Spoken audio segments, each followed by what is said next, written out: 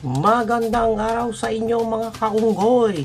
Narito na naman tayo sa Cybertron upang makita at matunghayan ang isang lalaki na naghihimagsik. Kaya ito, alamin natin ang saloobin ng gorilang ito kung ano nga ba ang kanyang ipinaglalaban.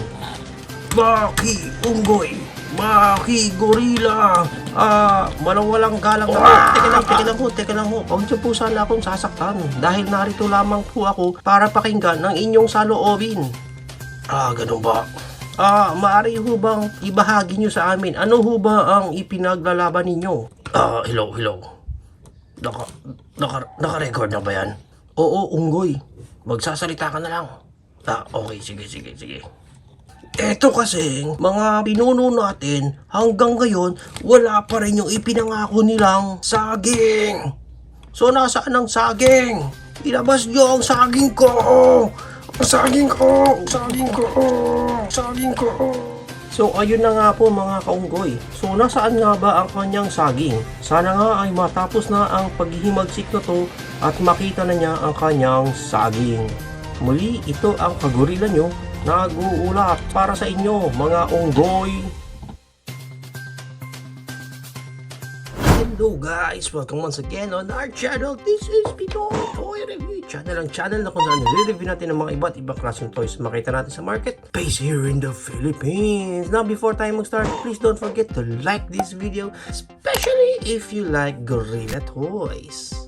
And if this is your first time here in our channel, please don't forget to subscribe and click that bell button so you will get notified every time we have a new video. Now with all that, let's get it on! Now, here's the toy that we're going to review for today. This is the Deformation Series Beast War. Wow, talagang ginamit nila yung Beast Wars. Distribute Weapons Command Fight. Okay. Command Fight for the Victory. Beast the Wars. Oo nga, Beast the Wars nga. Beast the Wars. This one is a knock-off version ng ating Transformers Beast Wars Optimus Primal. Okay? Pero this one is, we can clearly consider this as a palengke toys. Yung mga tipong nadaanan natin habang namamalengke si nanay, tas tinuro natin, tas sabi natin, gusto ko nun nay, pero hindi ka pinagbigyan, kaya nagwala ka, nag-breakdance ka sa kalsada. Ayun, pag uwi mo, pinalo ka. As you can see, ganitong klaseng packaging ang meron siya sa harap, and sa likod, and sa gilid, and sa kabilang gilid, babaw, and sa ilalim. Okay, so now na nakita na natin ang kanyang packaging, now let's unpack this toy. Now, pag na-unbox na natin tong toy na to, first of all is makakakuha tayo dito ng kanyang accessories. This one, clearly you can see part yata to nung dapat ng kanyang mace. Mace ba yun? Or yung parang, hindi ko alam tawag dun. Mace na may parang tali. Tapos yun yung panghahampas niya sa'yo pag na-bad trip siya. Nakuha naman nila yung looks, yung mold. Masyadong magaan ito. And yung quality niya, dun nagkakatalo. Parang Terminator lang, And wala siyang kasamang tali. Talagang ito lang. Alam ko dapat may tali pa to. And we also have here, yung kanyang bolo. So dalawa, meron tayo na pareho lang naman siya. Check natin yung details ito. Isang mold lang din. Wala nang any paints effort na ginawa sila dito. So check natin mamaya kung paano siya makakabit dito sa ating main figure. And moving right along, ito na ang ating main figure. Ang ating knock-off palengke version ng Optimus Primal. Grabe, as in, ang gaan niya. Sobra. Hindi ko alam, wala akong pang timbang dito, pero feeling ko pag naka-display to tapos nahanginan ng electric fan nyo, baka bumagsak lang to eh. Now, let's take a look na muna yung kanyang details. Ayan. Kahit pa paano, nag-texture din sila. Okay, nandun yung mukha ni Sid ng Ice Age. Ayan. Kahit pa paano, nag-paint sila ng accent ng red. Pero dito sa feet niya, wala na. Sa likod, yan ang kanyang details. So let's take a look naman yung kanyang articulation. Sa head niya is on a ball joint. So naro-rotate yan. And then yung shoulder niya, ayan, kaya naman niya ating Creed movement. Arms wide open na naiikot pa yan ng ganyan. Okay, sa bicep, wala nang any rotation here. sa kanyang elbow, kanyang muscles, ganyan. And then, pagdating sa kamay, wala nang any articulation here. Pagdating sa waist, meron din siyang articulation kahit pa paano dyan sa waist. Yan, okay. Pagdating sa legs, kaya niya ating Van Damme split. Next. Okay, wala nang, naka-ball joint naman yun. So, kaya niyang magiling-giling ng ganyan. And then, sa knee, bent, ganyan. And then, pagdating sa paa, kaya niya ma-fold ng ganyan. Yan. Pero wala nang any tiltage dito sa paa. And para sa gimmick naman nito, first is that check muna natin yung gimmick niya dito sa face kasi meron din siyang mask. And ang gagawin natin para ma-face reveal siya is ibababa lang natin ito. Yun, si Optimus Prime na meron pang mga knob marks. Sarap i-nail cutter nito, tong portion na to. Anyway, I think pwede mo pa siyang iikot yata. Yun. So, iikot mo na lang. Tuloy. Yun, okay. So, nakatago na sa likod yung mask niya para hindi nakaharang naman sa kanyang white face. And as you can see, dito sa kanyang chest part, supposed to be ito kasi naiikot. Yung original, yung authentic version ng Optimus Primal, naiikot to diba? Tapos meron siyang chest plate dyan. Pero dito, wala nang any chest plate Ayan Akala mo naiikot pa yung mukha kasi may may marks siya May line na akala mo na-flip pa pero no. Na-scam ka. Budol lang pala yung line na yun. So, wala na. And yung gimmick naman niya dito sa kamay niya, wala na rin. Yung original kasi may lumalabas pa dito na parang baril niya. Pinaka-gimmick niya is yung sa may mask niya. Ayan. So, nakita natin yung kanyang face na parang naka-glutatron.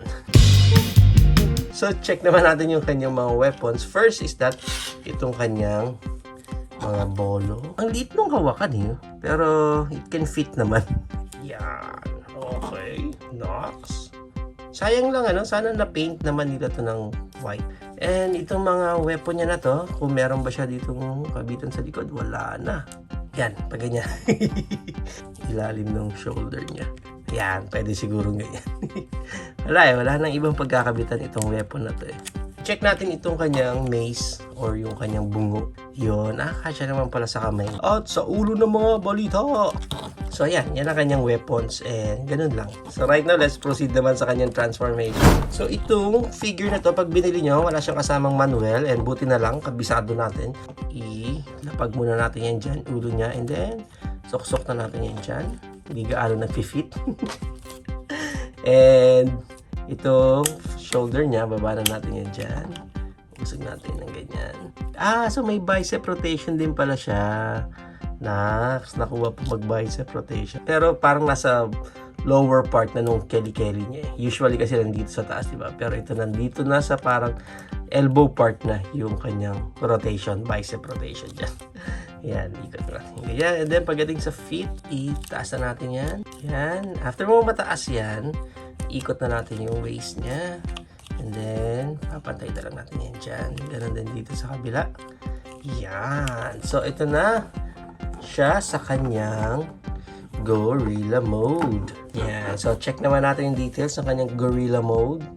Dilaw na dilaw. Hepa na hepa ang kanyang eyes. Hindi siya actually dilaw Parang medyo apple green or may pagka-green pa yung yellow niya. At least nakuha nila yung face ng gorilla. Okay, nasa likod. Yan. Okay. Looks decent naman sa kanyang alt mode. Pero still, ganun pa rin. Medyo magaan-gaan talaga siya. So, ito na ang ating palengke Optimus Primal sa kanyang Beast Mode. Right now, para naman sa kanyang height. Kung pagbabasihan natin yung head niya, mga nasa 5 inches lang siya. Pero kung hanggang dun sa tip ng sa likod niya, backpack niya, mga nasa 5.25, ganun ang height niya. Kaya right now, i-compare naman natin siya. First of all, syempre, dito sa ating authentic at original na Hasbro Optimus Primal. Yan, ang laki, di ba? Ang laki-laki ng difference nila. Halos di na siya kita sa ating camera. Pogi talaga, no? There's something dito sa authentic vintage na Optimus Primal na parang astigin ng look eh, no? Comment down below nga kayo guys kung nag-agree kayo na isa ito sa pinaka-astig na version ng vintage classic na Beast Wars na Optimus Primal. Kasi there's something talaga. Astig talaga, astig. So makita nyo, no? Sa chest pa lang, ibang-iba na. And even yung sa head paint, ito kasi all white lang sa kanya. Pero, yun nga, hanggang chest lang siya. And we also have here our Kingdom mold na Optimus Primal but a Nemesis version. Shoulder naman siya.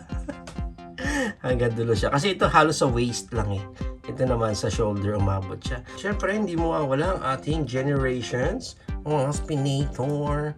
Yan. Para at least makita nyo lang naman yung height niya. And for us to have a sense of scaling lang, ito naman ang ating core class na Optimus Prime. Okay, so yan ang ating height comparison.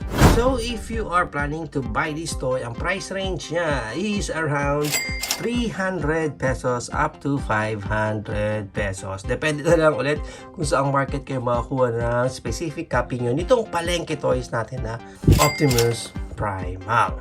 So there you have it now guys. Ito na ang ating Beast Wars knockoff version or palengke version na Optimus Primal. So what do you think of this figure guys? Is it a go for you or a no for you? Whatever your thoughts, please comment it down below. But for me, I think this one definitely is magpapas ako. Hindi ito babagay sa ating collection. Although, kaya ko lang naman siya binili kasi mayroon akong planong gawin na customization dito sa ating Optimus Primal. Actually, ang pinaka-plano ko sana is dito sa ating main figure na Optimus Primal. Pero, nanghihinayang ako eh kung dito ko gagawin yung customization natin. Kasi this one is authentic eh. So, medyo mahirap or mabigat sa loob pag may binabago tayo sa mga original figures natin. So that's why naghanap ako ng knockoff version lang muna ng Optimus Primal. And apparently ito yung pinakamura na nakita ko sa market. Actually itong mga knockoff version na to, meron pa itong knockoff version na I think mas malaki dito, same size ng original natin. Pero that one is around 1,000 pesos up to 1,500 pesos na. So ang pinili ko syempre ito muna ang pinakamura kasi gusto ko lang muna subukan yung plano kong customization nga para kay Optimus Primal natin. Okay guys, so if you have any comment, questions, suggestions, or any violent reactions, please comment it down below. Once again, thank you so much guys for watching this video. This is Pinoy Toy Review, signing out.